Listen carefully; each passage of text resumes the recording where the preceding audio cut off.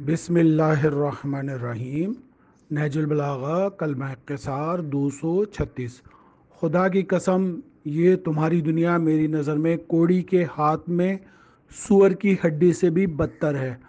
اس کے بارے میں ذیشان جوادی صاحب ایک فٹ نوٹ میں فرماتے ہیں، ایک تو سور جیسے نجس العین جانور کی ہڈی، اور وہ بھی کوڑی انسان کے ہاتھ میں۔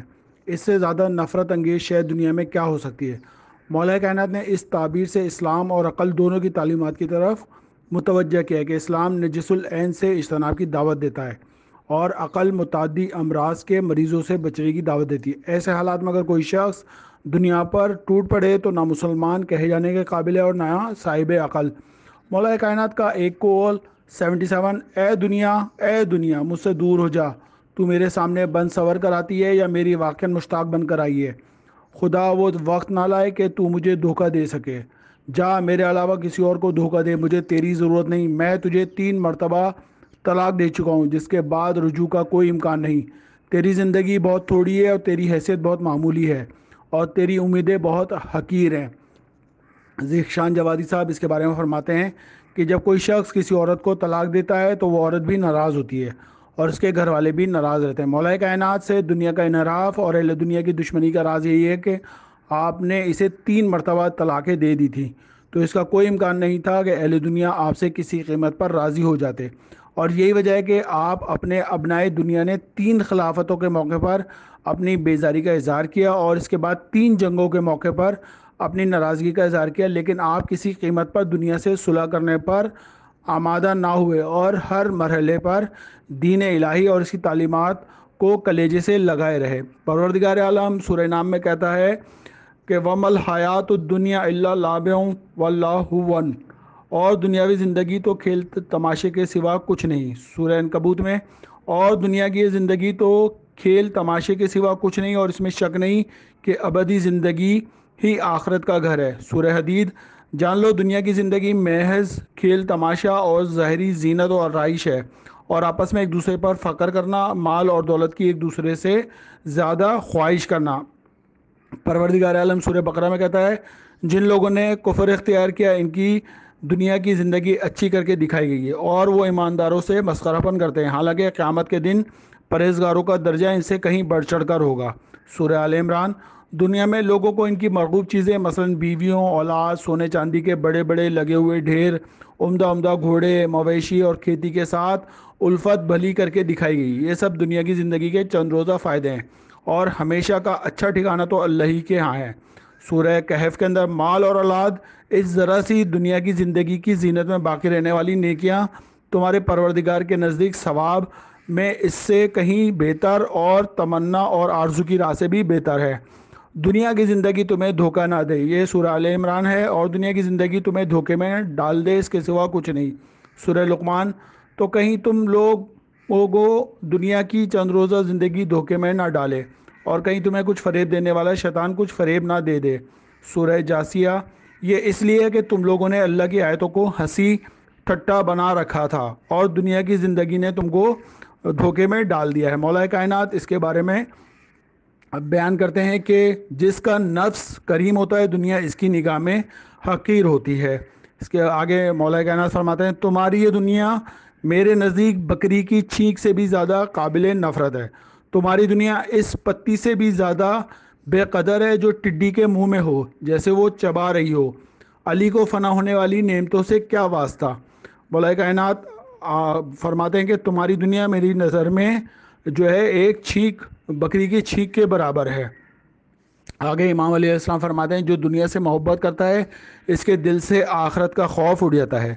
دنیا کی محبت کانوں کو حکمت کی باتیں سننے سے بہرا کر دیتی ہیں اور آنکھوں کو نور بصیرت سے محروم کر دیتی ہیں۔ مولا کائنات فرماتے ہیں، جس کا تعلق دنیا سے بہت زیادہ ہو جائے اسے چھوڑتے وقت اس کی حسرت بہت زیادہ شدید ہو جائے گی۔ دنیا کی محبت طمع کا موجب بن جاتی ہے۔ جو دل دنیا سے محبت کرتا ہے اس کے لیے ناممکن ہے کہ طمع اور لالچ اس کو چھوڑ دے۔ آگے فرماتے ہیں امام علیہ السلام، اگر تم دنیا میں رغبت رکھو گے تو اپنی عمروں کو ایسی چیزوں میں فنا کر دو گے جن کے لیے تم باقی نہیں رہو گے اور نہ ہی وہ تمہارے لیے باقی رہے گی۔ آگے امام فرماتے ہیں، جس شخص کا دل دنیاوی محبت پر فرقیطہ ہو جائے تو 3 چیزوں میں جکڑا جاتا ہے: ایسا غم جو اسے مسلسل لگا رہتا ہے، ایسی ہرس جو اسے کبھی نہیں چھوڑتی، ایسی آرزویں جنہیں وہ کبھی حاصل نہیں کر پاتا۔ دنیا کو چھوڑ دو کیونکہ اس کی محبت اندھا، بہرا اور گھونگا کر دیتی ہے اور گردنوں کو ذلت کی وجہ سے جھکا دیتی ہے۔ آگے مولا کائنات فرماتے ہیں، دنیا کی محبت عقل کو فاسد کر دیتی ہے، دلوں کو حکمت بری باتیں سننے سے بہرا کر دیتی ہیں اور دردناک عذاب کا موجب بنتی ہیں۔ جو چیز تمہاری اصلاح کرے اس کا طلب کرنا دنیا کی محبت میں شمار نہیں ہوتا۔ امام جعفر صادق علیہ السلام سے سوال کیا گیا کہ ہم دنیا کو بہت دوست رکھتے ہیں۔ امام نے پوچھا تم اس سے کیا کام لو گے؟ میں نے عرض کیا اس سے شادی کروں گا، حج بجا لاؤں گا، اپنے اہل و عیال پر اس کو خرچ کروں گا، اپنے بھائی بندوں کو عطا کروں گا، صدقہ دوں گا۔ امام نے فرمایا اس قسم کی چیزوں کا شمار دنیا میں نہیں ہوتا، بلکہ یہ سب کچھ آخرت سے متعلق ہے۔ سب سے پہلے جن چیزوں کے ذریعے اللہ تبارک و تعالیٰ کی نافرمانی کی گئی ہے وہ 6 ہیں: دنیا کی محبت، اقتدار کی محبت، کھانے کی محبت، عورت کی محبت، نیند کی محبت اور آسائش کی محبت۔ دنیا کی محبت ہر نافرمانی کی بنیاد اور ہر گناہ کی ابتدا ہے۔ دنیا کی محبت فتنوں کی جڑ اور مشقتوں کی بنیاد ہے۔ آفتوں کی جڑ دنیا سے دل لگانا ہے۔ دنیا دین کو فاسد کر دیتی ہے، یقین کو سلب کر لیتی ہے، وہ فتنوں کی جڑ اور مشقتوں کی بنیاد ہے۔ سب سے بڑا گناہ کبیرہ دنیا کی محبت ہے۔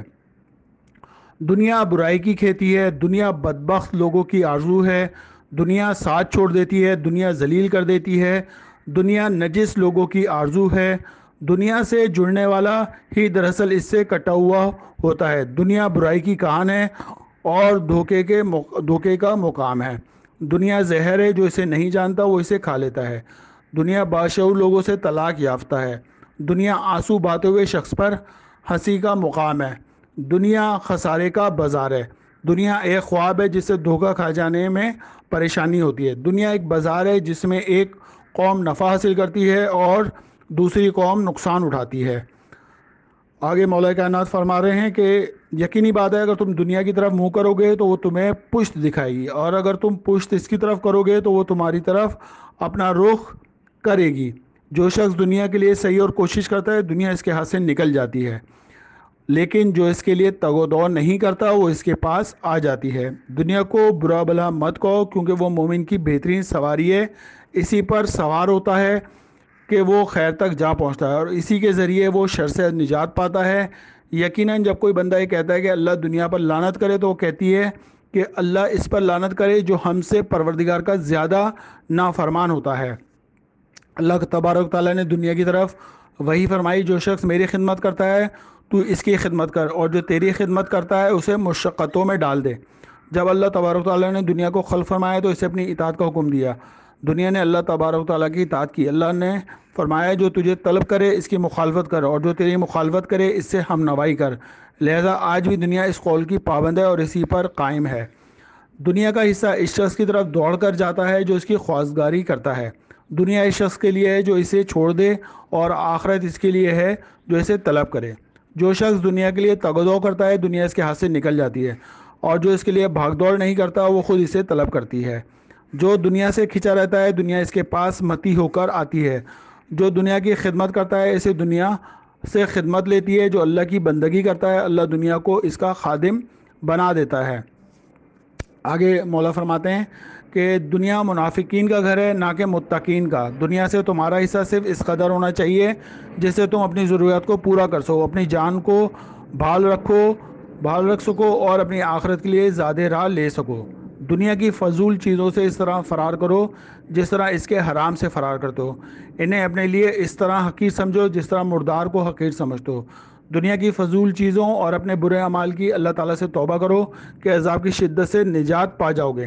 مومن دنیا کی طرف عبرت کی نگاہ سے دیکھتا ہے، اس سے سخت مجبوری کی صورت میں شکم پر کرتا ہے اور اس کو غصہ اور ناراضگی کے کانوں سے سنتا ہے۔ میرے نزدیک دنیا کی قدر و منزلت صرف اس قدر ہے جیسے مردار ہوتا ہے۔ جب میں اس کے لیے سخت مجبور ہو جاتا ہوں تو اسے کھا لیتا ہوں۔ یہ امام جعفر صادق علیہ السلام نے فرمایا۔ حضرت لقمان نے اپنے فرزند سے کہا دنیا سے صرف اتنا لو جو تمہیں منزل تک پہنچا دے، اسے بالکل بھی نہ چھوڑ دو ورنہ تم لوگوں پر بوجھ بن جاؤ گے، اور نہ اس میں اتنا داخل ہو جاؤ جس سے تمہاری آخرت کو نقصان پہنچے۔ آگے امام فرماتے ہیں کہ امام حسین علیہ السلام نے الوداعی زیارت میں فرمایا کہ پروردگار مجھے کثرت کے ساتھ دنیا دے کر مصروف نہ کر دیں کہ اس کی عجیب و غریب رونقیں مجھے غافل کر دیں، اس کی رنگ برنگی زینتیں مجھے آزمائش میں ڈال دیں، نہ ہی اتنی قلت فرما کہ میرے عمل کو نقصان پہنچائے اور میرا سینہ ہمیشہ اس کے حصول کے لیے پر رہے۔ مجھے اس کے بدترین لوگوں سے بے نیازی عطا فرما اور اس قدر عطا فرما جسے تیری رضامندی حاصل کر سکوں۔ دنیا دو طرح کی ہوتی ہے، منزل مقصود تک پہنچانے والی دنیا اور ملعون دنیا۔ دنیا ملعون ہے، جو کچھ اس میں ہے وہ بھی ملعون ہے سوائے اس شخص کے جو رضا الہی کا طالب ہو۔ دنیا ملعون ہے، جو کچھ اس میں ہے وہ بھی ملعون ہے سوائے اس چیز کے جو اس میں صرف اللہ کے لیے ہے۔ آگے امام فرماتے ہیں، دنیا ایک ذخیرہ ہے اور علم رہنما ہے۔ دنیا اس شخص کے لیے برا گھر ہے جس نے اس میں رہ کر آخرت کے لیے تیاری نہیں کی اور نہ ہی یہاں رہ کر ڈرا۔ دنیا ہی سے آخرت کو حاصل کیا جاتا ہے۔ آگے امام فرماتے ہیں کہ دنیا آخرت کی بہترین معاون ہے۔ یزید بن سلام نے رسول خدا سے سوال کیا، دنیا کو دنیا کیوں کہتے ہیں؟ رسول خدا نے فرمایا، کیونکہ دنیا پست ہے اور آخرت کے بغیر خلق ہوئی ہے۔ اگر آخرت کے ساتھ خلق ہوتی تو جس طرح آخرت والوں کے لیے فنا نہیں ہے اسی طرح دنیا والوں کے لیے بھی فنا نہ ہوتی۔ راوی نے پوچھا، مجھے بتائیں کہ آخرت کو آخرت کیوں کہتے ہیں؟ رسول خدا نے فرمایا، اس لیے کہ یہ پیچھے ہے اور دنیا کے بعد آئے گی، جس کے نہ تو سالوں کی توصیف کی جا سکتی ہے اور نہ ہی اس کے دنوں کا شمار ہو سکتا ہے اور نہ ہی اس کے رہنے والوں کو موت آئے گی۔ آگے پروردگار عالم قرآن کی سورہ میں فرما رہا ہے، سورہ نجم میں، جو ہماری یاد سے روگردانی کرے اور صرف دنیاوی زندگی کا ہی طالب ہو تو تم بھی اس سے منہ پھیر لو، ان کے علم کی یہی انتہا ہے۔ سورہ اعراف میں، پھر ان کے بعد کچھ ناخلف جانشین ہوئے جو کتاب خدا کے وارث تو بنے، لیکن ان کا حال یہ ہے کہ وہ اس دنیا ذلیل پر ٹوٹ پڑتے ہیں اور کہتے ہیں کہ ہم عنقریب بخش دیے جائیں گے۔ اللہم صلی علی محمد و آل محمد۔